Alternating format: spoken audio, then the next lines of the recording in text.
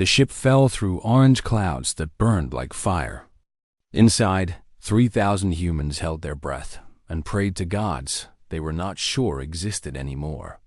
The colony ship Perseverance had been their home for 2 years, carrying them across the stars in search of a new world. They had found that world, but the galaxy had decided they could not keep it. Miriam Okonkwo stood at the observation window and watched the poisonous atmosphere swallow her ship.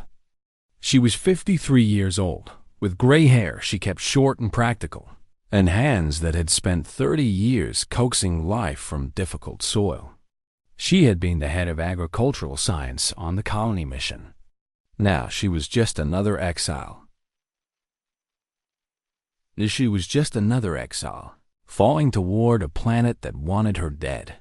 The Galactic Concord had made their judgment 3 months ago. Humanity, they declared, was too dangerous to join the community of civilized species. Not because humans carried weapons or waged wars. The galaxy had seen plenty of warrior species. No, humanity was dangerous for a simpler reason. They survived too well. They bred too fast. They adapted to any environment. They consumed resources and spread across planets like a disease. The High Council had debated for 100 days. Extermination was considered and rejected. The Council prided itself on mercy. Instead, they chose exile. They would give humanity a world of their own, far from the civilized systems, where they could live or die without threatening anyone else. They chose KETH-Volrun. Miriam had read the survey reports. The planet had an atmosphere humans could breathe, but just barely. The soil was toxic with heavy metals. The rain was acidic enough to burn skin. Radiation storms swept across the surface every few weeks. And the native creatures were predators evolved to hunt in a world where everything was trying to kill everything else. Every drone sent to Kethvorum had been destroyed within hours. The Council's message was clear. This was not exile. This was execution with extra steps. The ship shuddered as it broke through the cloud layer. Miriam gripped the railing and looked down at her new home. The landscape below was rust-colored and broken. Mountains rose like jagged teeth against the orange sky. Rivers cut through the rock, their waters dark and oily. Nothing green grew anywhere. Nothing soft existed. It was a world of stone and poison and violence. Behind her, Miriam heard someone crying. She did not turn around. There would be time for grief later. Right now, she needed to think. Captain Elena Vasquez's voice crackled over the ship's speakers. All hands, prepare for landing. We touch down in 15 minutes. Department heads, report to the cargo bay for surface assessment. Miriam pushed away from the window and walked through the ship. The corridors were crowded with families clutching their belongings. Children pressed against their parents. Old people sitting against the walls with empty eyes. 3,000 souls who had left Earth seeking a better life. Now they faced something far worse than anything they had left behind. The cargo bay was cold and smelled of recycled air. Miriam joined the other department heads around a holographic display of the planet's surface. Captain Vasquez stood at the center, her face hard and tired.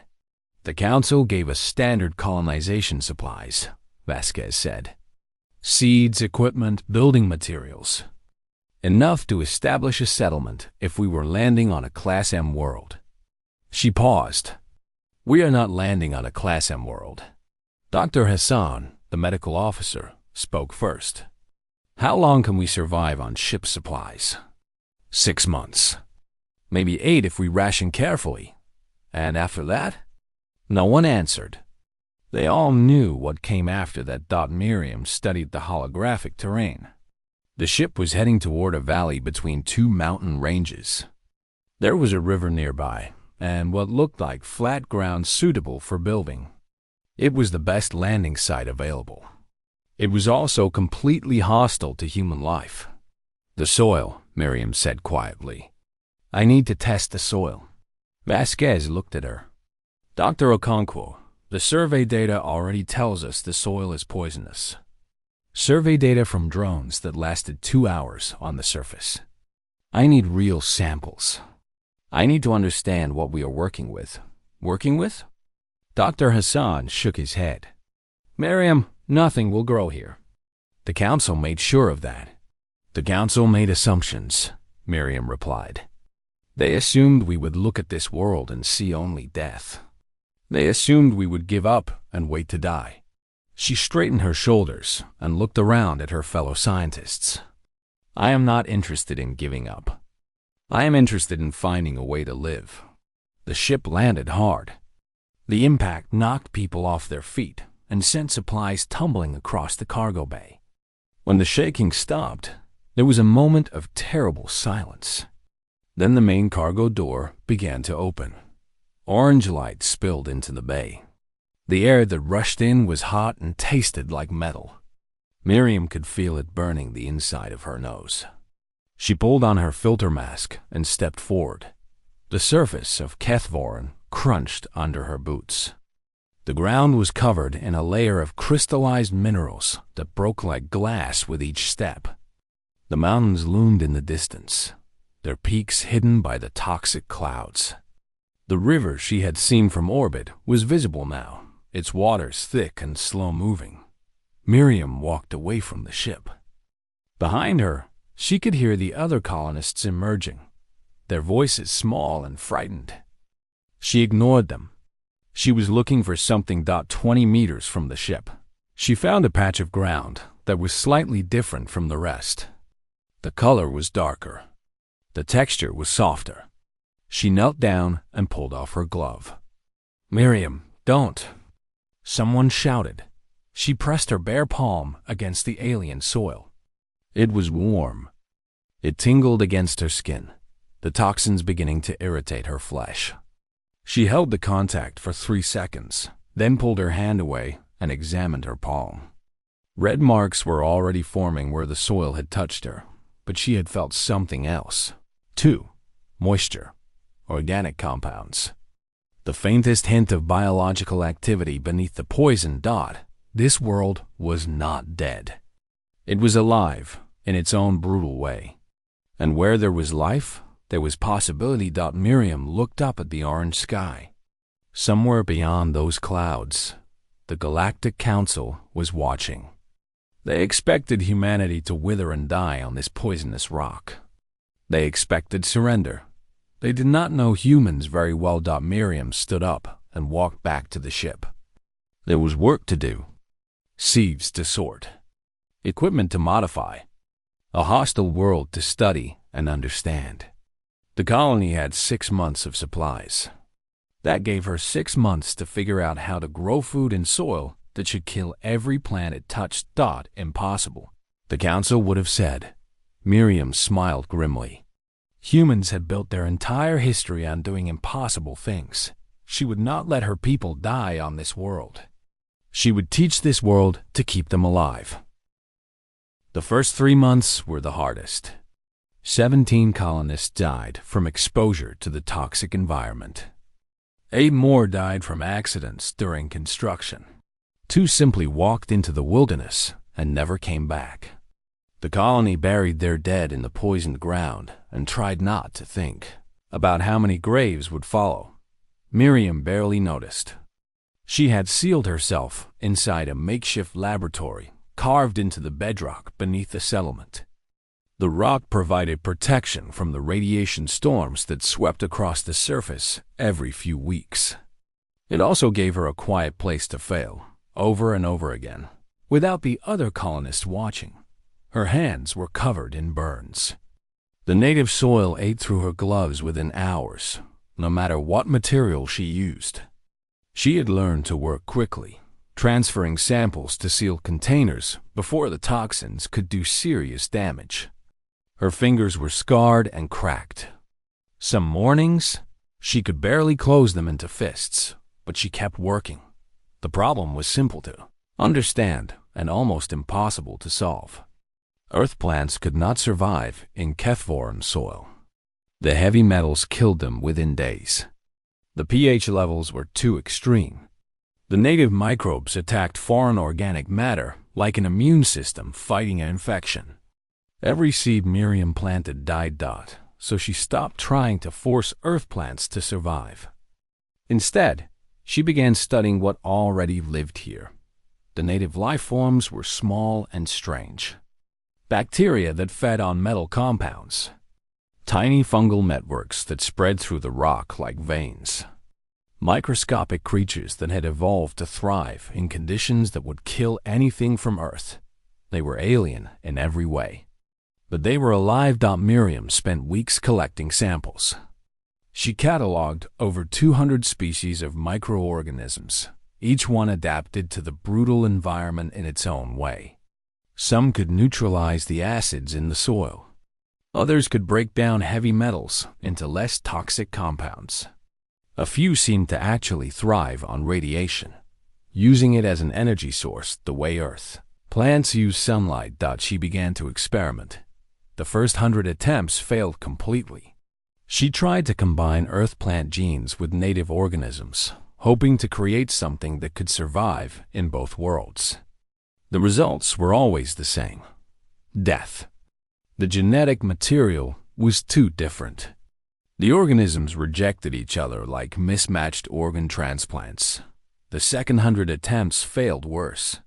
Several of her experiments produced organisms that were actively dangerous, releasing toxic gases or growing out of control before dying. She had to seal off an entire section of her laboratory after one experiment nearly poisoned the air supply. Captain Vasquez visited her on month 4. The captain looked tired and thin. Everyone looked tired and thin now.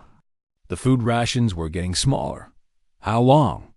Vasquez asked. Miriam did not look up from her microscope.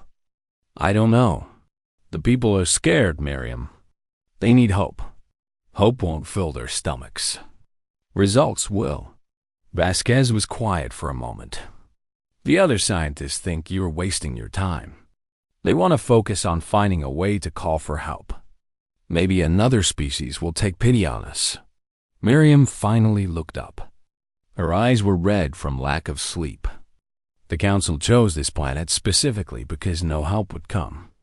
Any species that defied the exile order would face punishment. We are alone here, Elena.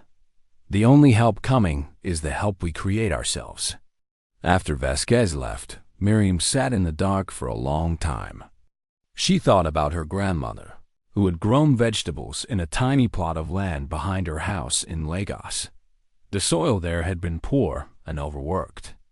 Everyone said nothing would grow. Her grandmother had grown tomatoes anyway, through sheer stubbornness and decades of careful work. You cannot force the earth to obey you, her grandmother used to say. You must learn to work with it. Understand what it needs. Give it what it needs, and it will give you what you need in return. Miriam went back to her microscope with new eyes. She had been trying to conquer this world. She needed to learn to cooperate with it instead. Attempt 217 was different. Instead of forcing Earth genes into native organisms, Miriam tried the opposite. She took a simple Earth grain seed and slowly introduced native microbes into its growing environment. Not all at once, but gradually, over weeks. She let the seed adapt to small doses of the alien biology. She let it learn. The seed died. But it died slower than any seed before it. Attempt 218 lasted even longer. By attempt 240, she had a seedling that survived for 3 days in native soil. By attempt 270, she had a plant that survived for 2 weeks. It was ugly. The leaves were thick and purple instead of green. The stem was tough and fibrous, more like wood than plant tissue. It grew slowly, fighting for every inch of height. But it grew. On month 5, Miriam brought her creation to the surface. The other colonists gathered around, their faces hollow with hunger and doubt. She knelt in the poisoned soil and planted her single ugly seedling in the rust-colored ground. It won't survive, someone muttered. Miriam said nothing. She had nothing left to say. She had given everything she had to this one small plant. Now she could only watch and wait. The first night, a radiation storm swept across the settlement. Everyone retreated underground. When they emerged the next morning, they expected to find the seedling dead dot. It was still there, battered but alive. Its purple leaves had curled inward to protect themselves, but they opened again as the storm passed. The colonists watched that plant like it was a holy relic. Every day, someone checked on it. Every day, it was still there, still growing, still fighting dot. By the end of month 6, the plant produced its first fruit. It was small and hard and an ugly shade of brown. Miriam picked it with trembling hands and cut it open. The flesh inside was pale purple and smelled like copper. She took a bite. Dot. It was the worst thing she had ever tasted. Bitter and metallic and wrong in every way. She chewed and swallowed anyway, and her eyes filled with tears. "It's food," she said. "It's horrible, but it's food." The colonists gathered around her, passing the strange fruit from hand to hand. Some of them cried. Some of them laughed. One old man fell to his knees and pressed his forehead to the toxic ground. Miriam was already thinking about the next step. One plant was not enough. She needed hundreds, thousands. She needed to understand why this one had survived when all the others had failed. She needed to replicate her success and improve upon it. But that night, she allowed herself one moment of rest. She sat outside the settlement and watched the orange clouds drift across the alien sky. Her hands ached. Her body was exhausted. But something warm had taken root in her chest. Something she had almost forgotten. Hope. Not the weak hope of people waiting to be rescued. The strong hope of people who had decided to rescue themselves. This world had been meant to be their grave. They were going to turn it into their garden. Miriam closed her eyes and, for the first time in 6 months, she slept without nightmares. The wreck came at night.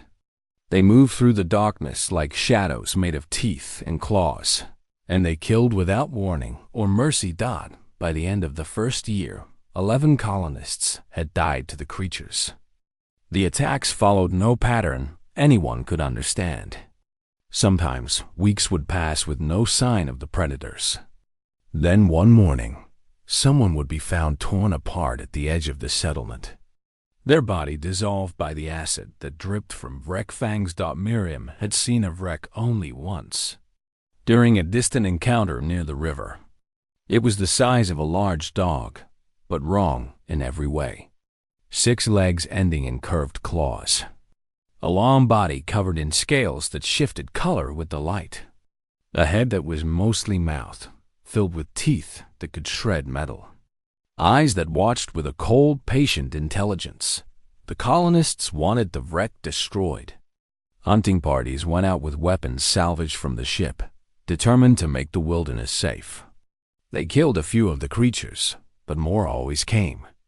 The wreck were apex predators on a world designed to produce apex predators.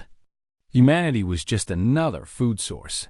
Miriam disagreed with the hunting parties, but she kept her opinions quiet. She was busy with the crops. Her first successful plant had led to others. The fields around the settlement were slowly filling with strange purple and gold vegetation. The food was still terrible, but there was more of it now. People were no longer starving, but she watched the wreck from a distance. She watched how they moved, how they hunted, how they interacted with each other. And she began to notice things. The wreck did not attack randomly. They targeted people who were alone, people who were weak, people who wandered too far from the group. They never attacked the settlement directly, even though they could easily have overwhelmed the colonists with their numbers. They tested. They observed. They made decisions. These were not mindless monsters. They were intelligent hunters. And they were studying humanity just as carefully as humanity was studying them. The change began with an accident. Miriam, was working in the far fields when she heard a sound she had never heard before. It was high and thin, almost like a crying child. She followed the sound to a rocky outcrop near the tree line and found a young wreck, lying in a pool of its own blood. The creature was small, barely larger than a cat. Its scales were pale gray instead of the shifting colors of adults. One of its legs was bent at a wrong angle, clearly broken. The wound was infected, leaking dark fluid that smelled like rotting meat. The wreck pup looked up at Miriam with those cold, intelligent eyes. It hissed weakly, trying to appear threatening. But it was too hurt to move, too young to defend itself. Miriam should have killed it. Everyone in the settlement would have told her to kill it. These creatures had murdered their friends, their family members. Showing mercy to a wreck was foolish and dangerous. She knelt beside the creature instead. The pup snapped at her, but she was ready. She had spent months handling toxic samples that could kill her with a single touch. She knew how to move carefully. She wrapped her hands in thick fabric and gently examined the broken leg. The wreck squirmed and hissed, but it did not try to bite her again. "You're just a baby," Miriam said softly. "You don't know any better yet." She carried the pup back to her laboratory. The other colonists stared at her in horror. Captain Vasquez demanded to know what she was doing. "Research," Miriam said, and closed the door behind her. She named the pup Ghost for its pale coloring. Over the next few weeks, she set its broken leg with a splint made from ship materials and treated its infection with modified antibiotics. The wreck was hostile at first, snapping at her every time she came near. But she was patient. She brought it food. She spoke to it in a calm, gentle voice. She moved slowly, predictably, never threatening. Ghost began to change. The snapping stopped first. Then the hissing. The pup started watching her with something other than fear or hunger in its eyes. When she entered the room, it would lift its head and make a soft clicking sound that she came to recognize as greeting Miriam. Started reading about Earth history, about wolves and dogs, about the ancient partnership between humans and predators that had shaped both species. Wolves had been dangerous once, feared and hunted. Then, somehow, they had become companions, partners, family. The process had taken thousands of years on Earth. Miriam did not have thousands of years. But she had one advantage the ancient humans had lacked. She knew it was possible. She began teaching Ghost. Simple things at first. She associated certain sounds with certain actions. A click meant food was coming. A whistle meant danger. A soft hum meant safety. Ghost learned quickly, faster than any Earth animal she had ever worked with. Those intelligent eyes missed nothing. After 2 months, Ghost followed her out of the laboratory. The colonists panicked. People grabbed weapons. Children were rushed indoors. But Ghost stayed close to Miriam's side, its 6 legs moving in perfect sync with her steps. When people shouted or made threatening gestures, it did not attack. It looked to Miriam, waiting for her signal. "It's not going to hurt anyone," Miriam said. "It's with me now." No one believed her. They watched Ghost with fear and hatred, waiting for it to reveal its true nature. But days passed and the wreck pup never attacked. It slept outside Miriam's quarters. It followed her to the fields. It hissed at strangers who approached too quickly, but it never drew blood. Then the adult wreck came. Miriam was alone in the fields when she realized she was surrounded. A pack of full-grown wreck had emerged from the tree line, their scales shifting from green to black as they moved through the shadows. There were 7 of them, more than enough to kill her before anyone could help. Ghost stepped in front of her. The pup was still small, still young, no match for any of the adults. But it stood between Miriam and the pack, and it made sounds she had never heard before. Complex sounds. Layered sounds. Communication. The adult wreck circled closer. One of them, the largest, approached Ghost directly. They touched heads, exchanging more of those strange sounds. Miriam stayed perfectly still, barely breathing. After what felt like hours, the large wreck turned and looked at Miriam. It looked at her for a long time, with eyes that held something she could not name. Then it turned and led its pack back into the wilderness. Ghost returned to Miriam's side and made its soft clicking greeting. Miriam understood what had happened. Ghost had spoken for her. Ghost had told its pack that this human was not food. This human was something else. Something new. Word spread through the settlement. Not everyone believed it. Not everyone trusted it. But some colonists were curious. Some of them had noticed that the wreck attacks had stopped after Ghost arrived. Some of them wondered if Miriam was right. Over the following months, Miriam worked with the colonists who were willing to try. They found other young wreck, orphaned or injured, creatures that could be reached before they learned to see humans as enemies. They applied the same patience, the same careful teaching, the same respect. One by one, the wreck began to bond with their human partners. By the end of the second year, a dozen wreck lived within the settlement. They guarded the fields at night. They accompanied hunting parties, using their superior senses to find prey and avoid danger. They played with children who had learned to approach them properly. The colonists had been sent to a world of predators and told to survive. They had done something better. They had made the predators their partners. Miriam watched Ghost offspring playing in the purple fields and thought about her grandmother's words. You cannot force the earth to obey you. You must learn to work with it. The same was true for everything on this world. The soil, the creatures, the entire hostile planet. Humanity was not conquering HFY. Humanity was learning to belong here. The Galactic Concord sent a survey ship to HFY 5 years after the exile. The mission was simple: document the extinction of humanity and close the file on the species that have been too dangerous to live among civilized peoples. Survey Officer Kethan Voss had performed this duty many times before. Species sent to death worlds rarely survived more than a few cycles. Some held on longer than others.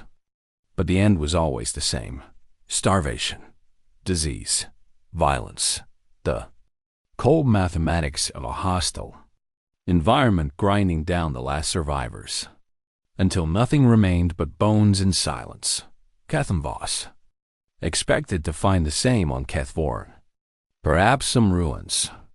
Perhaps a few bodies preserved by the toxic atmosphere. Perhaps nothing at all. Just empty land where the humans had faded away, without leaving a trace. He did not expect to see smoke rising from the valley below. The survey ship descended through the orange clouds. Kethan Voss adjusted the sensors, certain they were malfunctioning. The readings made no sense. Heat signatures and patterns that suggested organized settlement. Atmospheric changes in the local area that suggested biological activity. Movement that suggested living creatures, many of them, going about daily routines. The ship landed on a flat stretch of ground near the river. Kethan Voss emerged with his recording equipment, his protective suit shielding him from the toxic environment.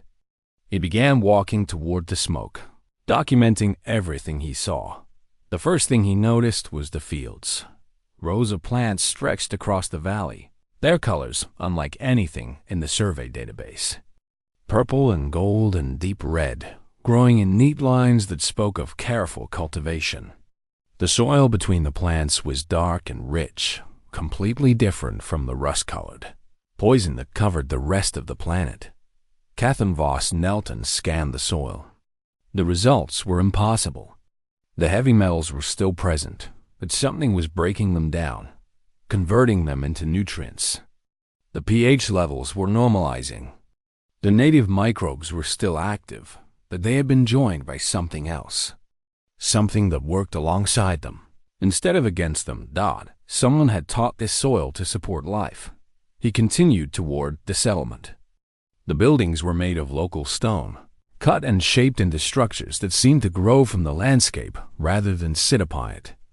Solar collectors covered the rooftops, harvesting energy from the weak sun that filtered through the clouds. Water moved through channels carved into the rock, filtered and purified by systems too complex for Kethenvoss to understand at a glance. Humans emerged from the buildings to watch him approach. They were thin and weathered, their skin marked by years of exposure to the harsh environment. But they were alive. They were healthy. They looked at him with curiosity rather than desperation. Then he saw the wreck. The creatures lounged in the sun beside the humans, their scales catching the light like living metal. Young Vrek played with human children, tumbling together in the dust. Adult Vrek walked alongside adult humans, moving with the easy coordination of long partnership. Kethenvoss stopped walking. His translator crackled with sounds it could not process. The Vrek were making noises at the humans, and the humans were making noises back. They were communicating. They were talking to each other. A woman approached him. She was old, her hair white, her face lined with age and hard work. A Vrek walked beside her, large and gray, its eyes watching Kethenvoss with careful attention. "You're from the council," the woman said. It was not a question. "I am Survey Officer Kethenvoss. I have been sent to document." He paused. The words he had prepared seemed foolish now. "I was sent to document your extinction." The woman smiled. It was not a happy smile. "And what will you document instead?" Kethenvoss looked around at the settlement, at the fields that should not exist, at the creatures that should be hunting the humans, not guarding them, at the children playing in a world that should have killed them before they learned to walk. "I will document what I see," he said finally. "I will document the truth." The woman nodded. "My name is Dr. Miriam Okonkwo. I suppose I should show you around." She led him through the settlement for hours. She showed him the laboratories where scientists continued to develop new crops and new technologies. She showed him the irrigation systems that turned acid rain into drinking water. She showed him the nurseries where young Vrek learned to bond with human partners. She showed him the graveyards where the dead were buried, their bodies breaking down into nutrients that fed the soil they had worked so hard to heal. Kethenvoss recorded everything. His sensors captured data that contradicted everything the Galactic Council believed about this world. The atmosphere in the valley was cleaner than it had been in geological ages. The biodiversity was increasing, not decreasing. The humans had not destroyed their environment. They had improved it. How? He asked finally. They were standing at the edge of the fields, watching farmers tend their strange purple crops. The council chose this world specifically because survival was impossible. "Nothing is impossible," Miriam said. "Some things are just very difficult." But the soil was poisonous. The creatures were deadly. The radiation should have killed you within a year. The soil was different. We learned to work with that difference instead of against it. The creatures were intelligent. We learned to communicate with them instead of fight them. The radiation was a challenge. We learned to adapt to it instead of hiding from it. "You make it sound simple." Miriam held up her hands. They were covered in scars, the skin rough and damaged from years of handling toxic materials. It was not simple. It was the hardest thing any of us have ever done. Many of us died. Many more came close. She lowered her hands. But we refused to give up. That is what humans do. We refuse to accept that something cannot be done. Kethenvoss finished his recordings as the sun began to set. The orange clouds caught the fading light and turned colors he had never seen before. Hints of purple and gold, the same colors as the crops in the fields. The atmosphere was changing. The humans were changing it. What will happen now? Miriam asked. Will the council accept your report? I do not know. This is unprecedented. No exiled species has ever survived a death world. Certainly none have thrived on one. Kethenvoss looked at the old woman and her wreck companion. They may not believe me. Then show them. Bring others here. Let them see what we have built. Some in the council may see this as a threat. Proof that humanity is even more dangerous than they believed. Miriam was quiet for a long moment. The wreck beside her made a soft sound, and she reached down to touch its head gently. "We are not a threat to anyone," she said. "We never were." The council looked at humanity and saw a species that consumed and destroyed. They were wrong. Humanity is a species that adapts and builds. We take hostile places and make them into homes. We take enemies and make them into friends. We take death and turn it into life.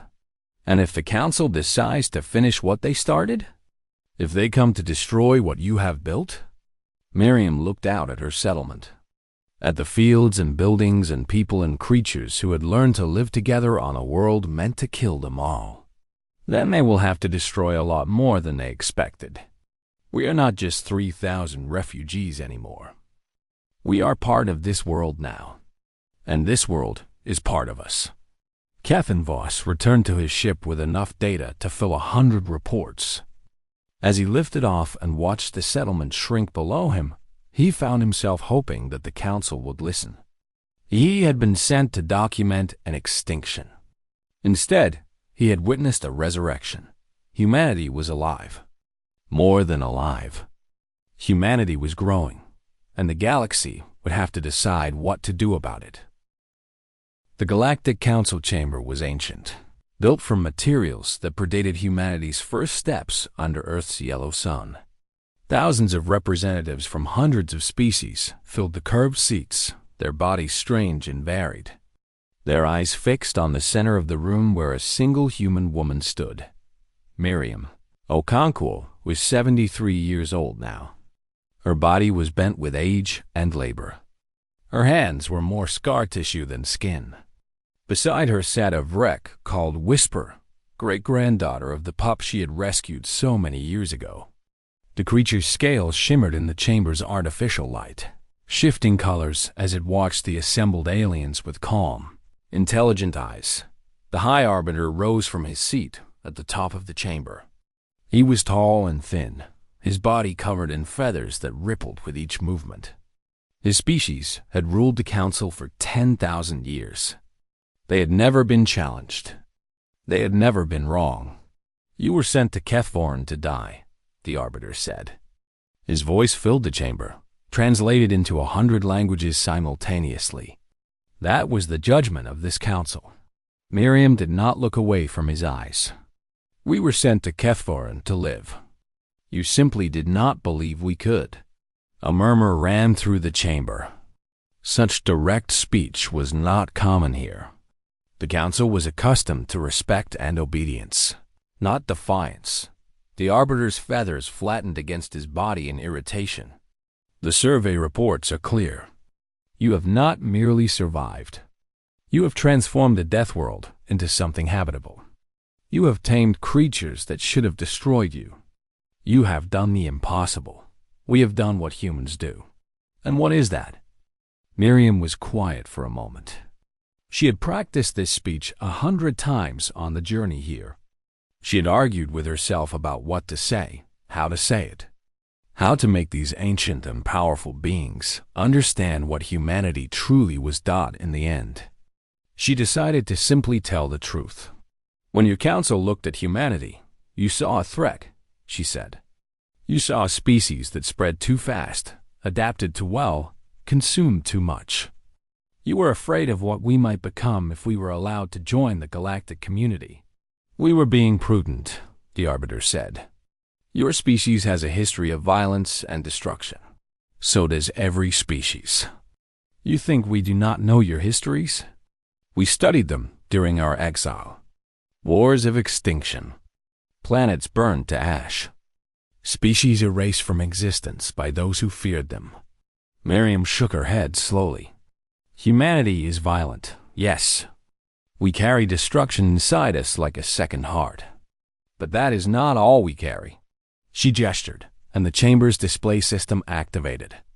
Images appeared in the air above her head. Fields of purple and gold.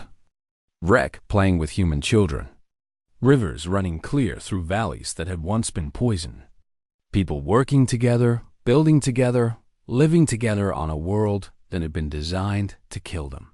You gave us a grave, Miriam said. We made it into a garden. The images shifted. Now they showed data. Atmospheric composition over time, trending toward breathability. Biodiversity increasing year after year.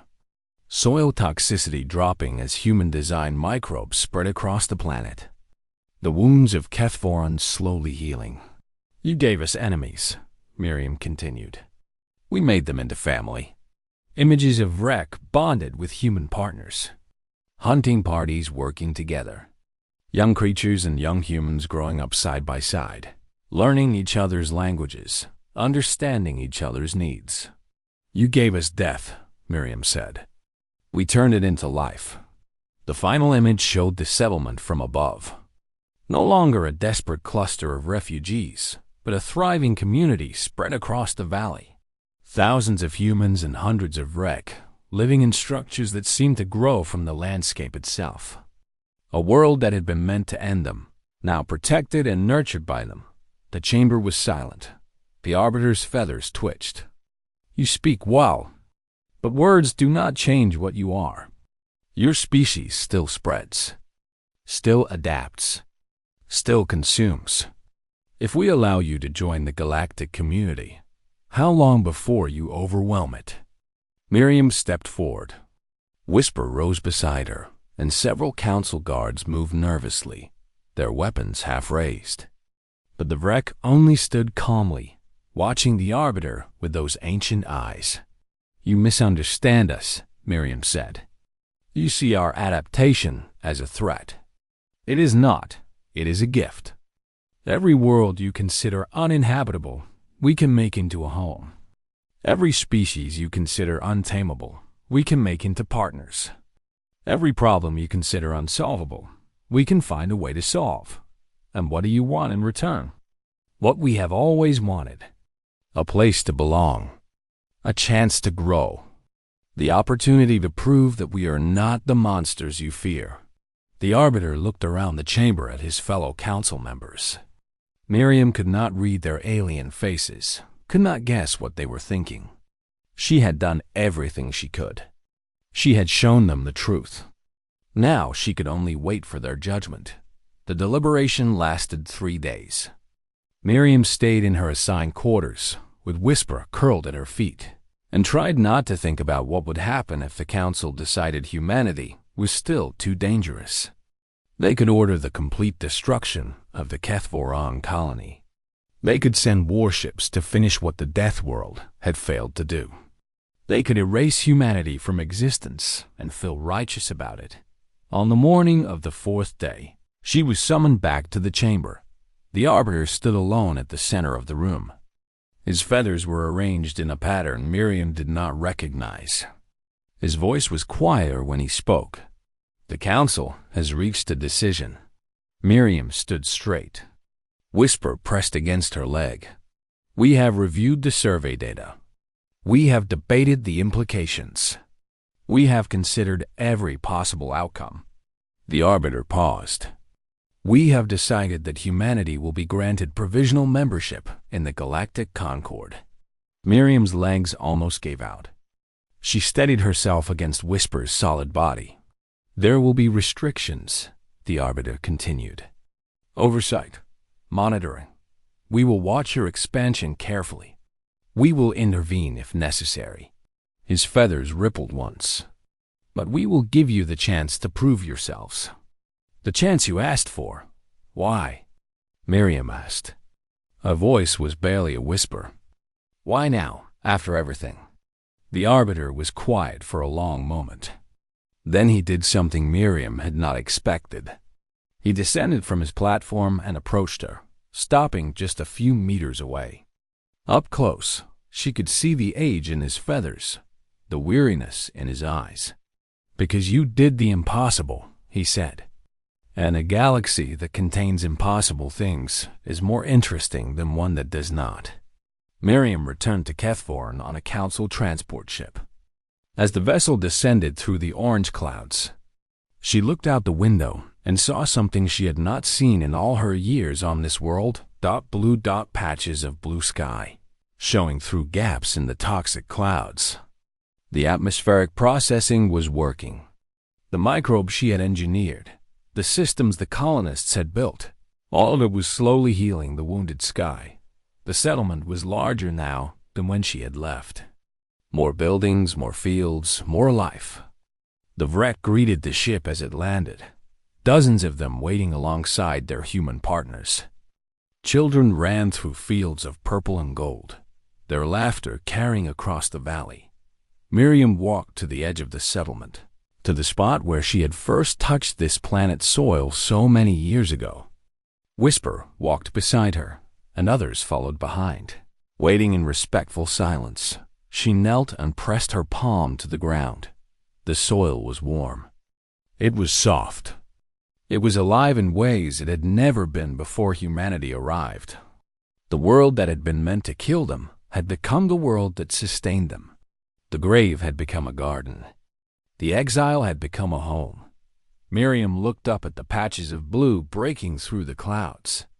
She thought about her grandmother's garden in Lagos, about tomatoes growing in poor soil, about stubbornness and patience and the endless human refusal to accept defeat.